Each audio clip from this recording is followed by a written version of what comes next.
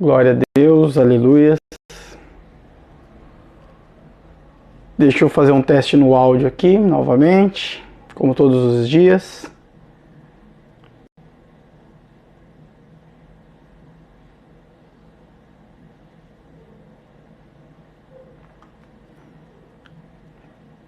Fazendo um teste no áudio, tá, amados?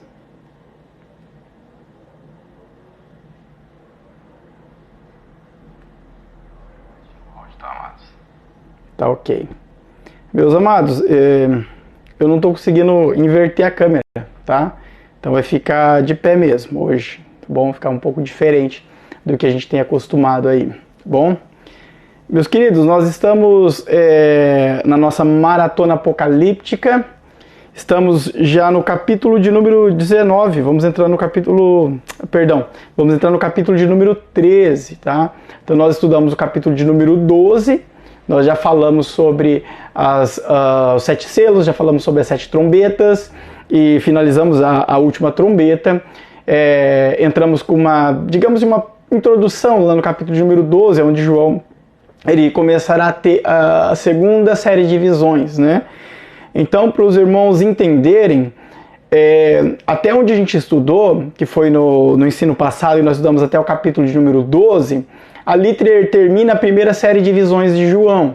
Então, João teve todas as visões ali e acabou no capítulo de número 12, tá? Depois do capítulo de número 12 até o de número 19, nós na verdade, deixa eu voltar aqui, nós finalizamos ali no capítulo de número 12. Dali, se nós queremos uma cronologia, nós temos que dar um salto para o capítulo de número 19. Porque lá, depois do toque da última trombeta, nós pulamos para o capítulo de número 19. Ali tem a destruição do reino do anticristo. Ali tem a batalha do Armagedon, a prisão de Satanás, o reino milenar e a soltura de Satanás e a sua destruição final. E aí, a partir dali, aí é só vida eterna, a Bíblia não revela mais nada, acabou todo o conteúdo bíblico, escatológico e apocalíptico, tá? Mas por que nós precisaríamos pular do capítulo 12 para o 19 para nós termos uma melhor cronologia? Porque no capítulo de número 12 finaliza a primeira série de visão de João. A primeira série de visões finaliza o capítulo número 12. No capítulo número 13 em diante, João ele vai ter são as mesmas visões, só que de um ângulo diferente. Então João escreve de maneira diferente. Então você vai ver o João agora falando sobre o anticristo, falando sobre o falso profeta, sobre a marca da besta, porque tudo isso João não viu enquanto ele estava no céu, tá? Então acabou as visões do céu, agora ele vai para a terra e ali ele começa a ter novamente as visões, só que de um ângulo diferente. Tudo vai finalizar do capítulo de número 19 em diante, tá? Tanto essa parte que nós trabalhamos até aqui, até o capítulo de número 12, como a segunda parte que nós iniciaremos aqui no capítulo de número 13 em diante, tá bom? Bom, vamos ler então o capítulo de número 13 e o verso de número 1, que diz assim: E pus-me sobre a areia do mar, e vi subir do mar uma besta que tinha 7 cabeças e 10 chifres, e sobre os seus chifres 10 diademas, e sobre as suas cabeças um nome de blasfêmia. Esse é o primeiro verso do capítulo de número 13. Aqui diz, e pus-me sobre a areia do mar. Em algumas traduções não existe essa colocação, tá? E pus-me sobre a areia do mar. Nessa tradução aqui, que é o Almeida Corrigida Fiel, está trazendo a alusão de que João agora está sobre a face da terra, tá bom? Só que em algumas traduções mais antigas, dá-se a entender que quem estava sobre a areia da terra, sobre a areia do mar, é, na verdade, a besta, tá? No original grego você não encontra isso, tá? Então é meio confuso essa expressão aqui, pus-me sobre a areia do mar. Então alguns acham que fala de João, outros acham que fala da besta, e em alguns manuscritos isso nem aparece, tá? Então essa é uma verdade. Mas independentemente de ser João ou não, de fato aqui João ele está na terra E isso pode ser visto dentro do contexto tranquilamente, tá? João se encontra agora na terra. Então até o capítulo número 12, João estava no céu. Então ele teve visões e revelações estando ali no céu. Agora João está na terra e ele vai ter novamente as visões, tá? Aí o texto ainda diz: E vi subir do mar uma besta que tinha 7 cabeças, 10 chifres, e sobre seus chifres 10 diademas, e sobre as suas cabeças um nome de blasfêmia.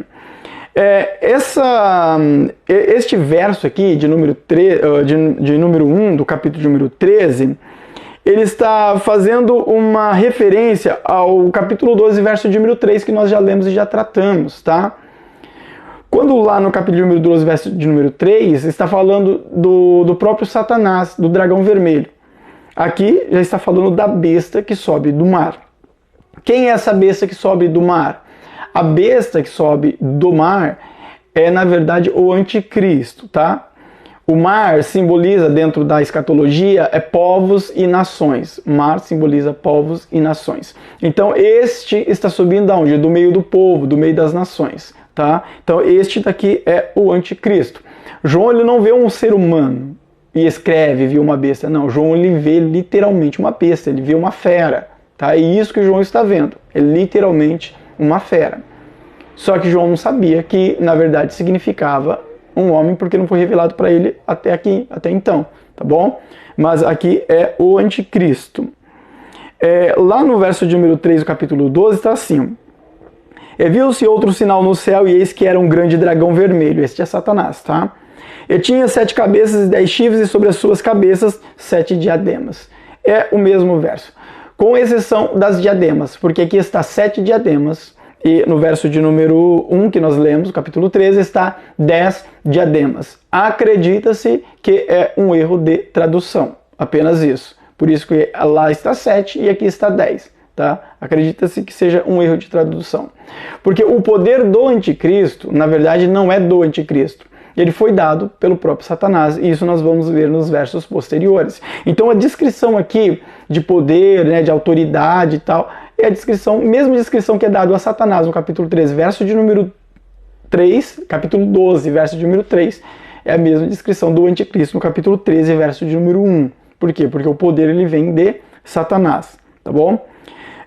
Bom, nós falamos lá naquela ocasião que os 10 chifres simboliza a totalidade em poder, né? São poderes, e 7 cabeças aqui simboliza a perfeição da astúcia, né, de Satanás, e está vinculado a reis, a governantes, tá? Então, provavelmente essas cabeças são governantes, que vão estar ali auxiliando o anticristo em seu reinado, até porque o anticristo ele não será onisciente e onipresente, então ele precisa de pessoas que estejam sujeitas a ele, para que possa servi-lo, né, e ajudá-lo a reinar. O seu reino, o reino do anticristo, ele é perfeito, tá? Ele vai ser um reino perfeito.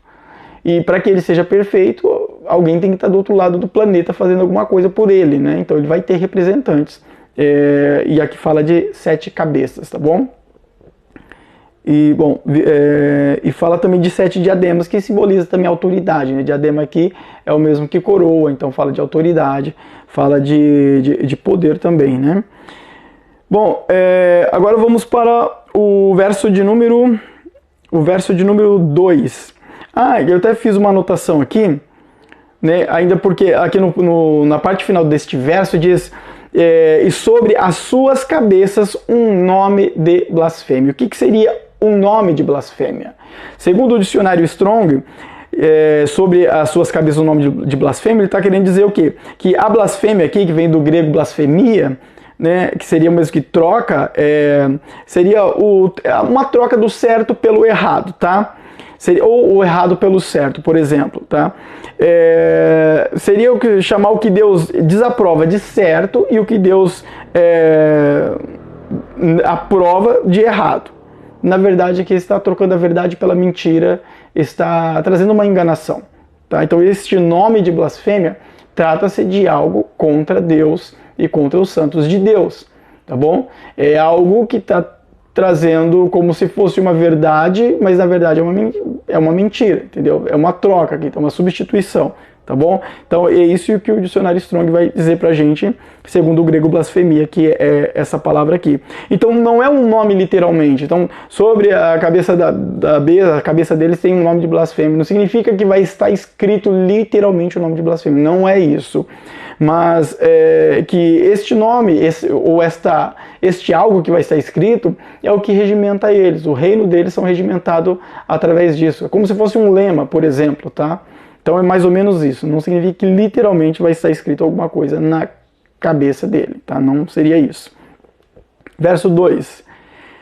E a besta que vi era semelhante ao leopardo, seus pés como de urso, e sua boca como de leão, e o dragão deu-lhe o seu poder e o seu trono e grande poderio. O verso do capítulo 13 de Apocalipse, ele faz quase uma harmonia com Daniel no capítulo de número 7. Porque no Daniel capítulo de número 7, Daniel descreve animais como esses, tá? O leopardo, o urso e ainda o leão. Só que nós devemos lembrar que Daniel 7, ele tem uma duplicidade de interpretação e significado, tá? Daniel 7 fala do anticristo, de fato. Mas ele também fala de Antíoco Epifânio. Quem foi Antíoco Epifânio? Foi um rei da Síria que em 168 antes de Cristo, ou seja, no período intertestamentário, entre o livro de Malaquias e os acontecimentos do livro de Mateus, Antíoco Epifânio, ele profanou o templo. Ele sacrificou uma porca, e o animal, né, o suíno, ele é tido como imundo, né, na lei judaica, para alimento, né, imagina para sacrifício. E ele sacrificou uma porca no altar de Deus do templo de Jerusalém e ainda consagrou o templo como um templo para Zeus, tá? Antíoco Epifânio, ele foi profetizado por Daniel no capítulo de número 7. Só que essa profecia do capítulo de número 7 não é só para Antíoco Epifânio. Alguns versos ali são para o anticristo. Isso faz parte da escatologia, não é o nosso objetivo aqui, cuidar da escatologia. O nosso objetivo aqui é interpretar o livro do Apocalipse. Mas para que você saiba que este verso de número 2, ele quase causa uma harmonia, mas há diferenças. Porém, aqui, o que nós vemos, né, falando sobre o leopardo, sobre os pés do urso e a boca do leão, obviamente tem um significado. Quando fala de leopardo, está falando de agilidade e ferocidade, tá? Então, traz isso para o anticristo de forma figurada. Tá, ok? Quando diz pés de urso, está falando em força nas suas pisadas, ou seja, por onde ele ir, o que ele for fazer, vai ter estrutura, vai ter firmeza. A tendência é dar certo, não dará errado as coisas que o anticristo vai empreender. E boca de leão, está falando na eficiência em devorar. Ou seja, quem ele quiser destruir, ele destrói. Quem ele não quiser destruir, ele não destrói. Ele terá este poder, entendeu? Então o anticristo não será um governante qualquer. Um presidente como já teve no mundo, ou como um rei que já existiu, não. Ele é diferente, o anticristo, ele vai muito, muito, muito além de todo e qualquer rei que já existiu, todo e qualquer presidente, governante que já existiu em toda a história do planeta Terra. E essa descrição aqui, leopardo, pés de urso, boca de leão, prefigura isso, sem falar do poder, né, que é dado a ele pelo próprio Satanás, tá? Verso de número 3. E vi uma de suas cabeças como ferida de morte, e a sua chaga mortal foi curada. E toda a terra se maravilhou após a besta. O texto está querendo dizer o quê? Que algo acontece contra o anticristo, ou um de seus reis, um de seus governantes, mas de alguma maneira há uma restauração, tá? Que vai se tornar motivo de admiração e surpresa. É isso que o texto está dizendo. O que vai ser? Quem é essa cabeça? Como que ele vai ser restaurado? Ele vai ser curado? É uma doença, uma enfermidade? É uma morte, é uma ressurreição? O texto ele não diz. Não tem como nós arrancarmos coisas que o texto não tem para nos fornecer, tá? Este verso, por exemplo, como boa parte dos versos do Apocalipse, eles não serão entendidos por nós, na nossa era aqui. não foram entendidos pelos antigos, tá? Mas eles vão ser entendidos e compreendidos por aqueles que estiverem no período da grande tribulação, vivendo aquelas coisas. Então, quando eles forem ler versos como esse, por exemplo, eles vão ver com um acontecimento, né, presente lá, e vai falar, nossa, o que está escrito aqui em Apocalipse é o que aconteceu esses dias, entendeu? É o que aconteceu ontem, o que aconteceu hoje. Então, para eles, vai ser mais fácil entender alguns versos. Nós não vamos entender, porque existem lacunas. Propositalmente, existem lacunas. Então, não adianta a gente tentar arrancar do texto o que o texto não diz. Essa é uma chamada escatologia especulativa. É muito perigosa. Ela tende a ser antibíblica, ela proporciona heresias e provoca outras passagens da Bíblia Sagrada, criando confrontos. E isso não é bom, não é sadio, tá? A escatologia especulativa, ela não pode ser bem-vinda por nenhum cristão. E existem muitos que só trabalham com escatologia especulativa. Isso não ajuda em nada. Na verdade, atrapalha, e muito, tá? Então nós temos que ir na escatologia mais séria. E quando a Bíblia se cala, nós nos calamos também, tá? Então não tem como arrancar coisa que o texto não diz. Então o que o texto está dizendo é que uma de suas cabeças foi ferida, depois ela foi restaurada, todos se admiraram com isso e começaram a adorar a besta. Tá? É isso que o verso está dizendo. Verso de número 4. E adoraram o dragão que deu à besta o seu poder, note que foi dado por Satanás ao anticristo, e adoraram a besta, dizendo, quem é semelhante à besta? Quem poderá batalhar contra ela? Então aqui é adoração a Satanás e adoração ao anticristo. E aqui uma grande admiração, né? Dizendo, quem é que vai batalhar contra o anticristo? Eles não vão chamar anticristo, tá? Ele vai ter um nome, deixa eu arrumar o microfone aqui, mas vai fazer um barulho aí. Ele vai ter um nome, vai ser chamado pelo nome ou pelo seu cargo, mas ele não vai se chamar de anticristo. Isso não vai ter isso daí, entendeu? A gente chama de anticristo aqui, porque nós não conhecemos, não sabemos o nome, né? Somente aqueles que vão estar no período da grande tribulação vai saber quem é o anticristo, o nome dele e tal, então vai ser chamado pelo nome. Mas aqui eles estão falando do anticristo. Quem pode batalhar contra ele? Né? Quem é como ele? Começarão a adorar a Satanás, né, que é o dragão vermelho, e ao anticristo, tá bom? Deixa eu dar uma olhada aqui ao verso número 4 que nós lemos. Vamos ao verso de número 5. E foi-lhe dado uma boca para proferir grandes coisas e blasfêmias, e deu-se-lhe poder para agir por 42 meses. Foi-lhe dado uma boca. Amados, não significa que ele estava como mudo, tá? Ele era mudo, e de repente foi concedido a ele uma boca para falar. Não é isso. Não significa que ele não tinha boca também, física, e depois foi dado a ele uma boca. Não é isso também, tá? Aqui está no sentido figurado.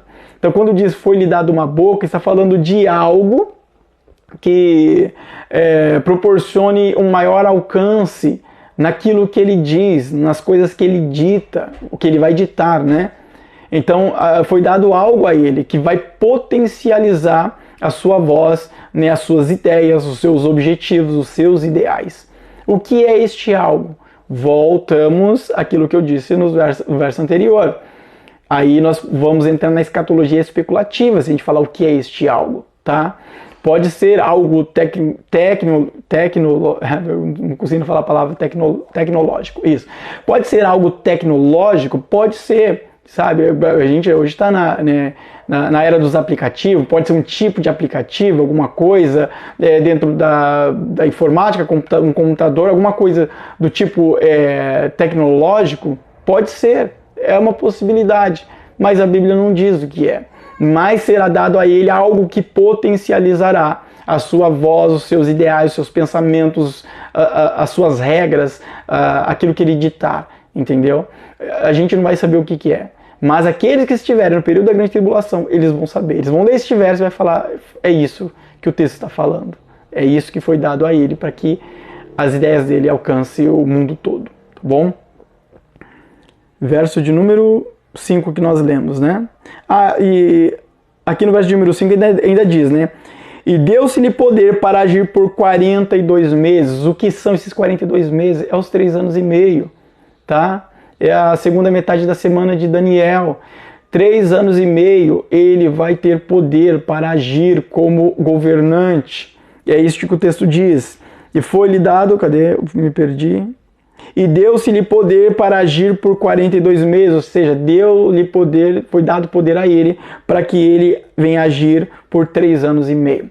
Então, só para a gente entender, a igreja ela é arrebatada, depois do arrebatamento da igreja, o anticristo se levanta, e quando o anticristo se levantar, Israel recebe como Messias, e por 3 anos e meio ele impera sobre o mundo como um grande governante, e é esse poder que foi dado a ele para reinar durante esses 42 meses, os 3 anos e meio. É disso que o verso está falando, tá? Porque depois desses 3 anos e meio, ele se rebela como o anticristo mesmo, propriamente dito. Israel vai perceber que ele não é o Messias, aí terá um levante contra Israel, a gente conhece depois, bom, a gente vai entrar nisso lá na frente, não vou resumir agora, não vou colocar os carros na frente dos bois, tá bom? Verso de número 5, nós lemos o 5. Verso de número 6. E abriu a sua boca em blasfêmia contra Deus para blasfemar do seu nome e do seu tabernáculo e dos que habitam no céu. Bom, então foi-lhe dado poder para reinar durante 3 anos e meio. Depois entra o verso número 7, né? E foi-lhe verso número 6. E abriu a sua boca em blasfêmias contra Deus. Aqui já se passou os 3 anos e meio. O que aconteceu dentro desses 3 anos e meios?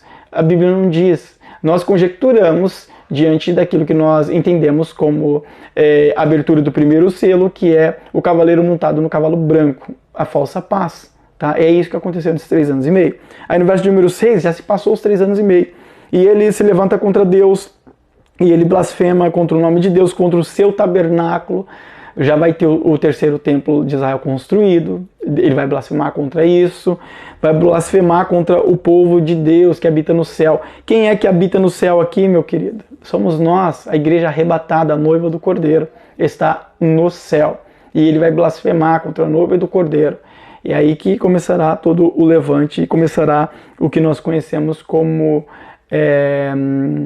a grande tribulação, né? E é nesse período que vai ter ali a abertura dos demais selos, tá? Do segundo selo, terceiro selo, né? Quarto selo, porque o primeiro foi aberto já para vir o anticristo, que é o cavaleiro montado no cavalo branco. Depois de 3 anos e meio, vai ser desatado os demais selos e depois será tocada as 7 trombetas, bom? A gente já falou sobre isso, inclusive. Você vê que o Apocalipse não está cronologicamente correto, mas a gente consegue entender. Verso de número 7. E foi-lhe permitido fazer guerra aos santos e vencê-los, e deu-se-lhe poder sobre toda tribo, língua e nação. Quem são esses santos aqui? É a igreja do Senhor? Não, a igreja já foi arrebatada e já está no céu, participando das bodas do Cordeiro, tá bom? Então não é a igreja do Senhor. É Israel? Não. Israel é tratado como Israel, tá? Há distinção. O Apocalipse faz distinção. Estes santos são as pessoas que não subiram no arrebatamento. É a igreja que ficou, para a gente entender melhor. Aqueles que não vigiaram, aqueles que iam na igreja só por ir, não tinham a vida com Deus, não estava firme com o Senhor, né? Não estava na vontade de Deus. É a igreja que ficou. Eles vão se arrepender porque conhecem a palavra de Deus, vão estar apavorados e vão ser chamados de santos do Senhor porque estão convertidos, estão nos caminhos do Senhor. É a igreja do Senhor, só que não é noiva. A noiva já está no céu, já está participando das bodas do Cordeiro. A noiva é a única que participa das bodas. Ninguém vai participar das bodas a não ser a noiva. O povo de Israel é a noiva? Depende. Quem aceitou Jesus, lá em Israel tem bastante cristão, né? Aceitou Jesus, é cristão, vai ser arrebatado e é noiva, vai participar das bodas do Cordeiro também, tá bom? E aqui na grande tribulação vai ter, então, digamos assim, 3 povos. O povo de Israel, o povo gentio e os santos do Senhor. Os santos é composto por gentios e por israelitas convertidos, tá bom? Então, esses santos aqui. Então, foi permitido fazer guerra aos santos. Então, o anticristo vai fazer guerra contra os santos, tá? Ele vai fazer guerra contra os santos e ainda o texto diz que ele vai vencer os santos. Muitos serão martirizados aqui. São os mártires lá, você lembra que nós trabalhamos já com os mártires que estão debaixo do altar clamando por vingança? Aí é dito a eles, olha, não vai ter vingança nenhuma porque ainda tem mais mártires para chegar. São os mártires aqui, os santos, tá bom? Então o anticristo vai perseguir esses santos, ele vai fazer, a Bíblia não diz, mas nós conjecturamos diante daquilo que nós conhecemos dentro da história da perseguição da igreja, nós sabemos de torturas, né? Muitos foram torturados antes de serem mortos, não foram mortos assim, mas foram torturados. Nós estamos falando só dos cristãos que foram martirizados ali no Coliseu, mas outros cristãos, principalmente os apóstolos, né?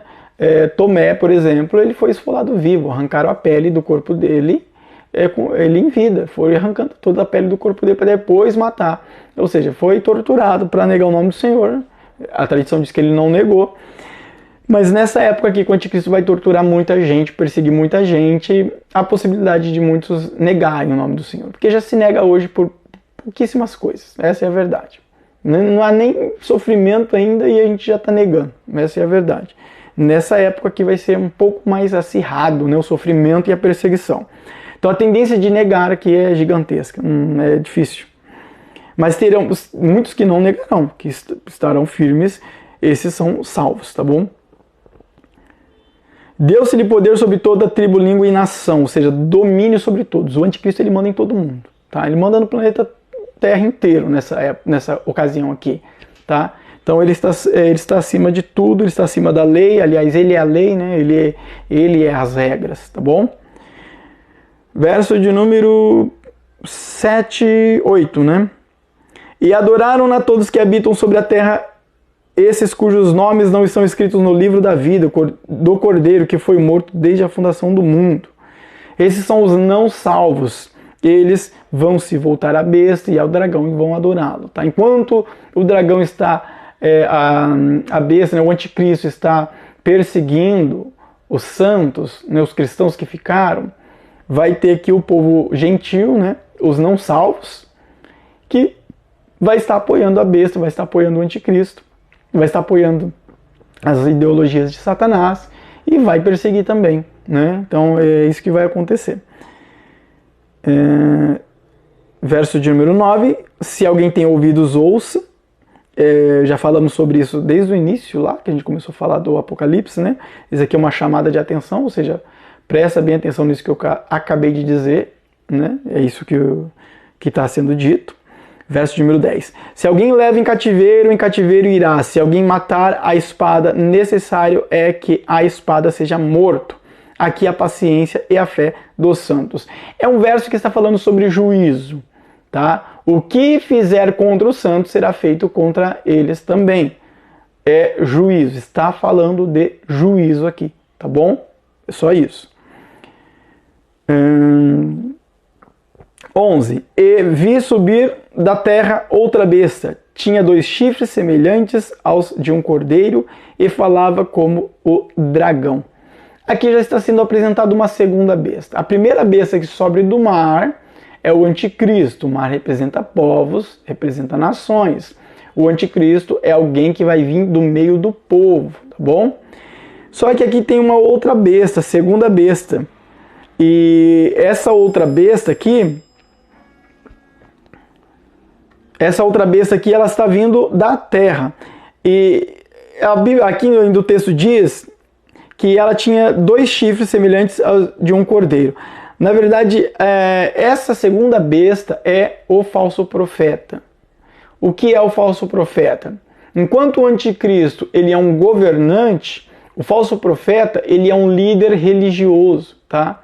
Então todas as questões espirituais em relação à adoração, a culto ao anticristo e ao dragão vermelho, quem vai conduzir tudo isso é o falso profeta, tá bom? Então ele é o líder religioso, enquanto o líder é governante, né? O líder governamental é o anticristo, o líder religioso é o falso profeta, tá bom?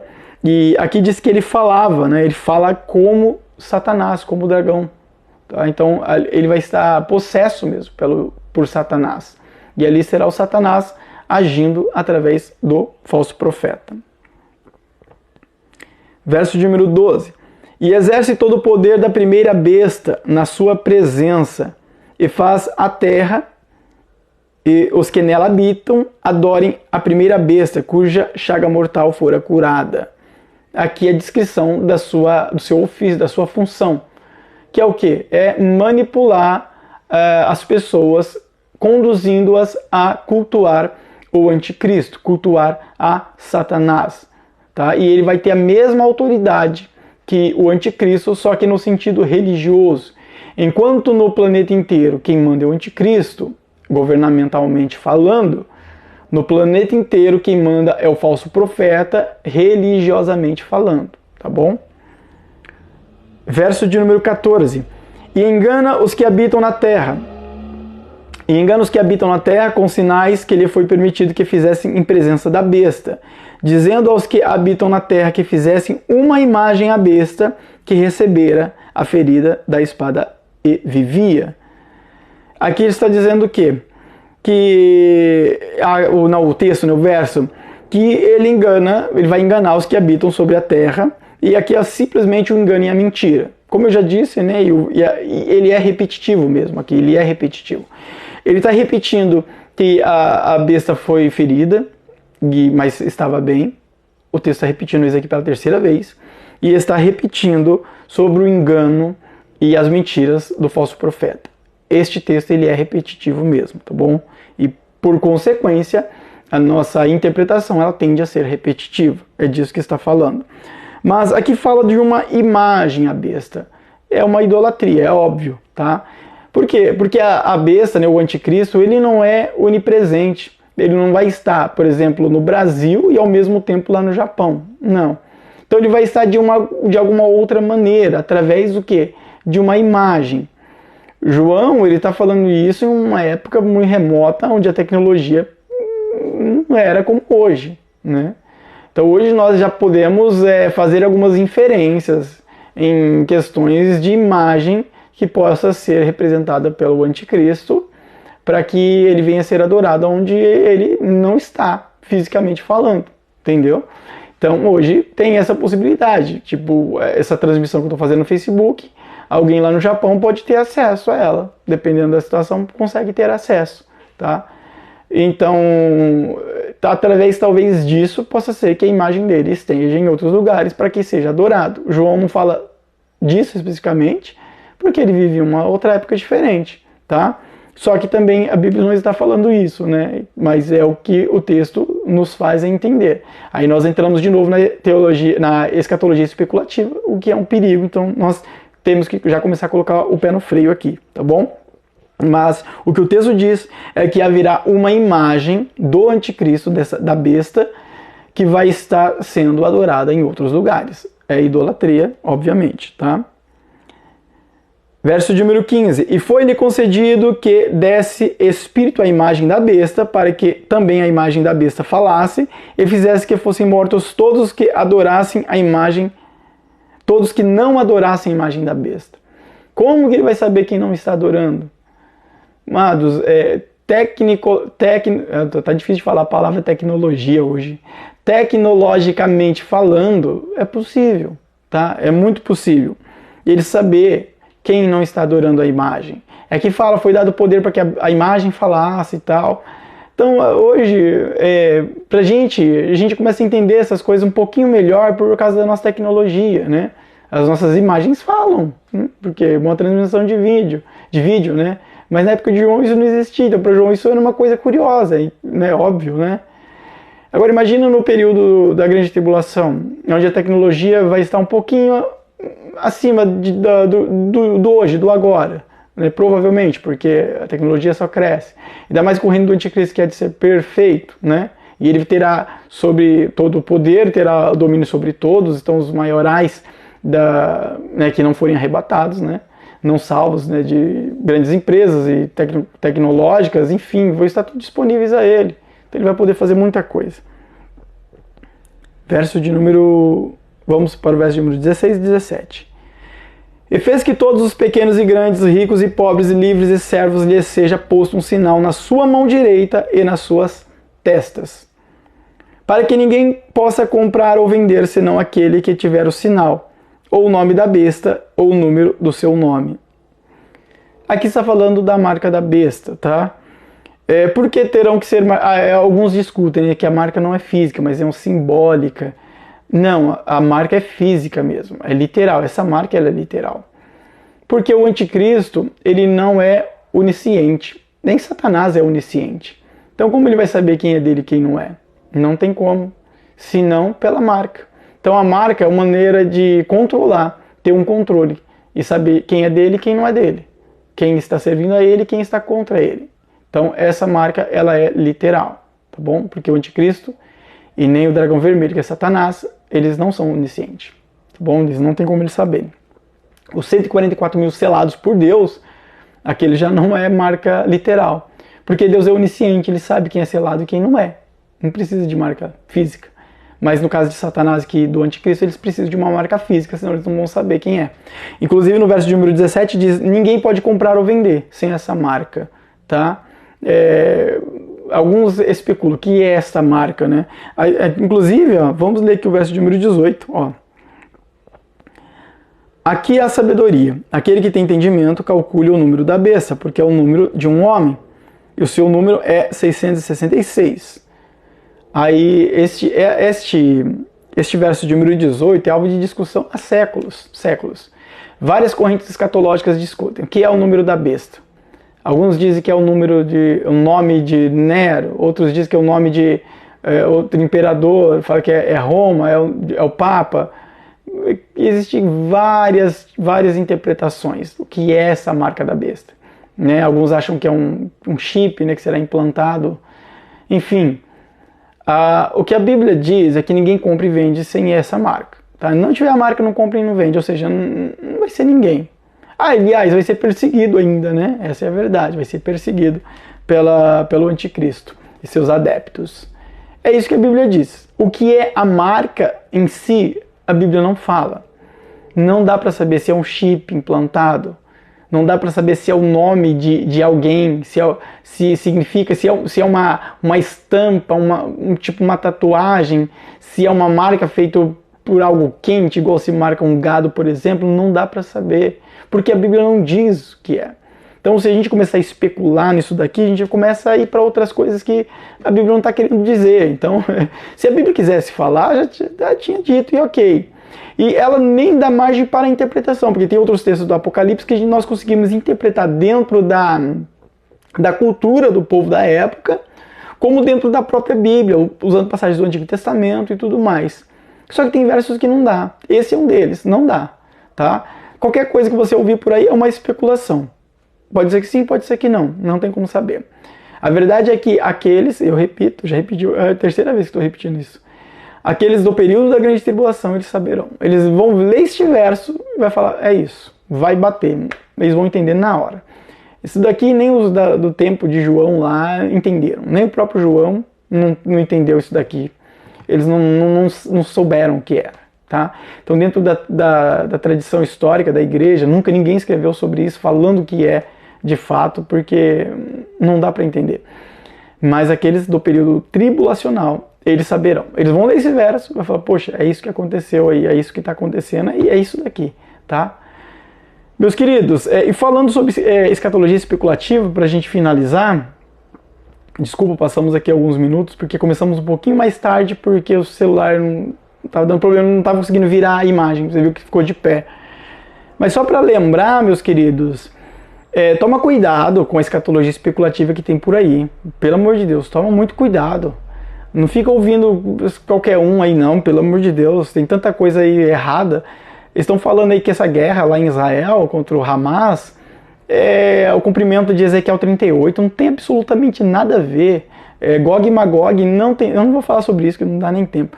Mas não tem nada a ver, nada a ver, não é, tá?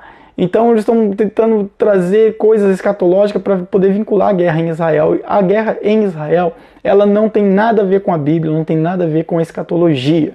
Jesus diz que haverá guerras e rumores de guerras. Mas o Mateus 24, ele tem uma duplicidade de entendimento e interpretação, fala tanto da destruição de Jerusalém, 70 depois de Cristo, como também fala do anticristo, né, do período tribulacional. E aí você tem que separar os versos, não é assim, ficar jogando versos assim e falando que é, porque não é. Tá? Então, toma cuidado. Não tem nada a ver. É até bom a gente ouvir essas coisas pra gente já ir selecionando. Você vê alguém falando sobre isso daí, falando que é alguma coisa bíblica, já vai descartando, já se desinscreve do canal, se é no Instagram, você deleta da sua conta, pare de seguir essa pessoa, porque não tem nada a ver. Não tem nada a ver. Isso é especulação e é perigoso. E se a pessoa especula escatologia, imagina as outras coisas da teologia, que é tem uma diversidade de coisas, né? Então, cuidado com essas pessoas aí, porque realmente não tem nada a ver, tá bom? Então que Deus abençoe a todos grandiosamente. Na próxima ocasião estamos aqui novamente, aprendendo da palavra de Deus e interpretando o Apocalipse. E nós iremos para o capítulo de número 14, tá bom? No próximo ensino. Vamos orar e abençoar a sua casa e sua família. Senhor Jesus, obrigado por tudo, abençoa os seus filhos grandiosamente, dê paz, dê graça, dê força, estrutura espiritual, Pai, para que possamos estar firmes no teu caminho e na tua vontade. Que o nome do Senhor seja glorificado sobre cada família, sobre cada lar neste momento, abençoa, Senhor. Cuida da alma do teu filho, da tua serva, cuida das suas necessidades e dificuldades, faz o teu milagre. E todo mal que tem se levantado caia por terra para a honra e glória do Senhor. Que a graça de nosso Senhor Salvador Jesus Cristo, o amor de nosso Deus, nosso eterno Pai, a comunhão e a consolação do Espírito Santo reine em cada coração, e todos juntos digamos amém, que Deus abençoe a todos grandemente. Fica na paz, meus amados.